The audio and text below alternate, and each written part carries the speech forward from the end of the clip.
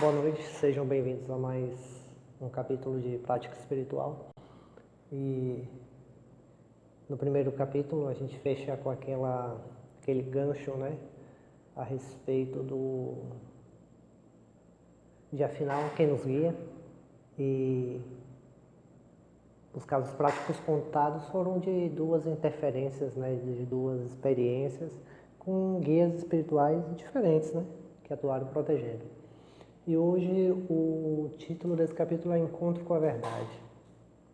E é um título meio, eu diria até meio pretensioso, então eu vou direto aos casos práticos, né? O primeiro caso que eu quero contar é a respeito de um acidente que eu tive. Estava andando de bicicleta e caí numa ladeira, né? O pedal quebrou, eu caí, embolei com a bicicleta ficou inteira, né? Eu me arrebentei todo. E eu tive dois ferimentos bem profundos nas mãos, né? Aqui e aqui. E eu achei interessante que na época eu morava num pensionato e fui muito bem tratado com mel, própolis e cenoura. E não ficou cicatriz nenhuma, eu até me surpreendi, porque costumo ter cicatriz.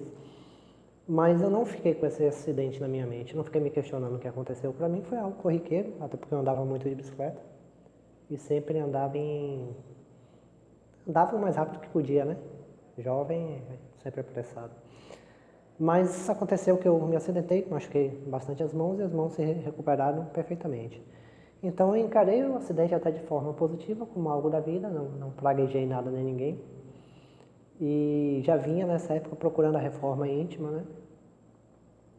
Então estava começando a desenhar um conceito espiritual na minha cabeça. E eu achei interessante que apesar de não ter ficado me questionando, eu tive um sonho em que eu já tinha uma série de sonhos muito estranhos, né? Que eu considero projeções astrais, considero vivências espirituais, porque são sonhos que me causam uma consciência, uma sensação muito diferente. E nessa época, eu estava conduzindo em sonho, né, numa projeção astral, um grupo de pessoas doentes. E eu ia seguindo na frente da fila, mas eu não me sentia doente, eu me sentia na realidade determinado a conseguir levar todas aquelas pessoas até um lugar. Era uma fazenda, afastada de tudo, e a gente estava caminhando bem cedo, 5 e meia da manhã, e já tinha uma fila enorme de pessoas em frente a um casarão, um barracão, né? E aí, quando chegou a vez do nosso grupo, por algum motivo, foi criada alguma dificuldade para entrar lá, e eu, de forma bem prepotente, quis falar com a responsável. Era uma senhora, ela tinha uma aparência, eu acho que seus 60 anos, mais 60 anos, bem forte, uma senhora negra. Ela estava no fundo do barracão, sentada na cadeira de madeira, e de ambos os lados havia água e no meio tinha uma passagenzinha só de terra, né? E houve alguns testes, algumas entidades bem estranhas barraram o meu caminho, né? E eu, de alguma forma, me concentrava para utilizar alguns tipos de energia para passar por esses obstáculos. E para resumir, ela viu que eu estava determinado a permanecer ali até que as pessoas fossem atendidas. Ela disse: espere, que eu vou atender as pessoas que vieram com você. E aí fomos os últimos a serem atendidos, e no final ela me pediu para acompanhar ela. Perto desse barracão tinha uma concentração de casas bem simples, bem artesanais,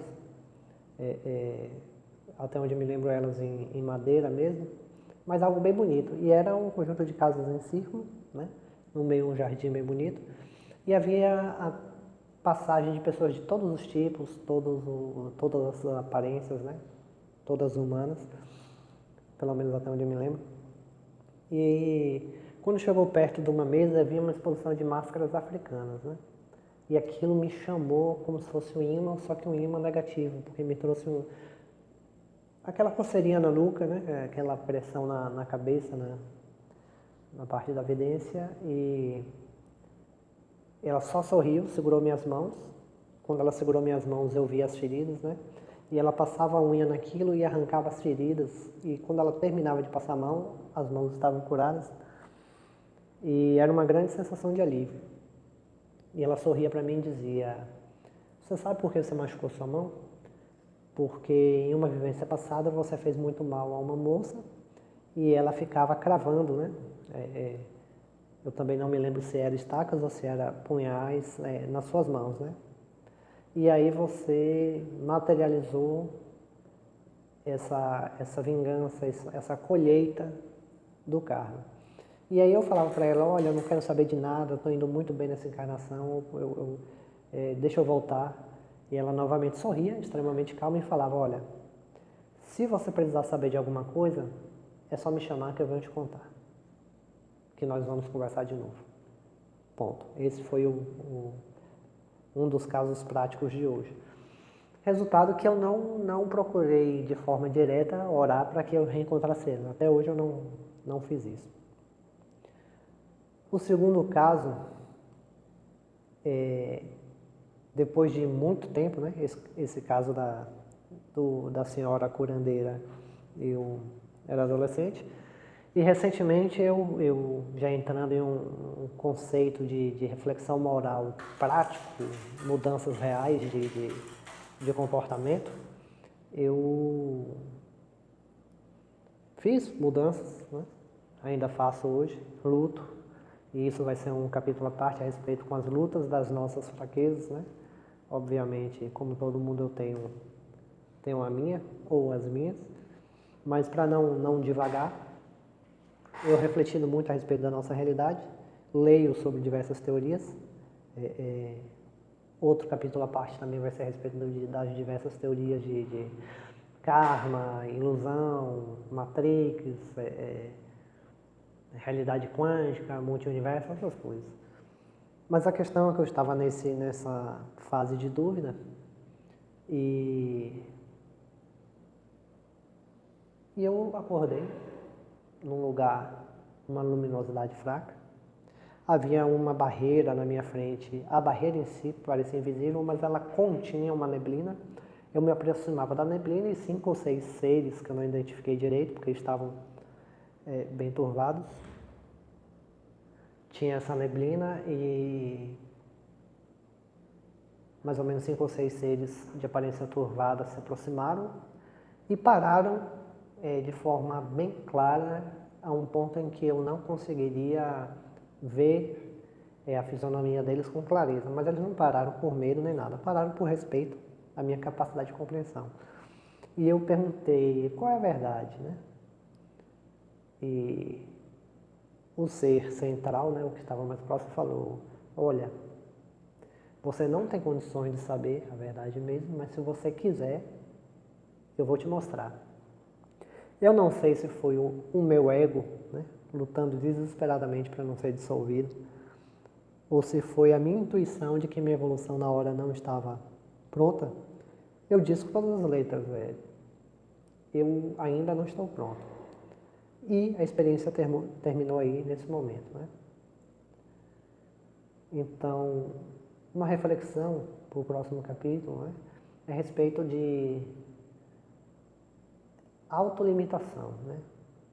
Por que quando a gente recebe esses auxílios ou recebe essas intuições, vamos considerar que sejam guias que estão dispostos a nos levar a mostrar aquela versão deles do que é verdade, ou se é meu inconsciente trabalhando de uma forma bem elaborada, cheia de detalhes, que quer me contar a verdade dele, né? Então, tanto um caso quanto o outro, para mim, é bem interessante, porque haverá o contato com algum tipo de realidade, né? Um novo tipo uma nova perspectiva de como as coisas funcionam. Então, o encontro com a verdade. O título desse capítulo é justamente isso. Houve a explicação das ações e consequências e houve a oportunidade de saber mais. E nesses 2 momentos eu percebi que não queria saber mais. Então, afinal de contas, por que a gente busca tanto e quando chega um momento recua? De certa forma, eu percebo que o que eu sei ou como observo como verdade hoje é completamente o que eu observava na primeira experiência, quando eu ainda era adolescente e tive um encontro com a senhora curandeira. E a respeito dessa autolimitação e autoimagem, no próximo capítulo eu vou falar da questão da imagem espiritual, né? Então, já é uma dica para a minha pessoa, não sei a sua,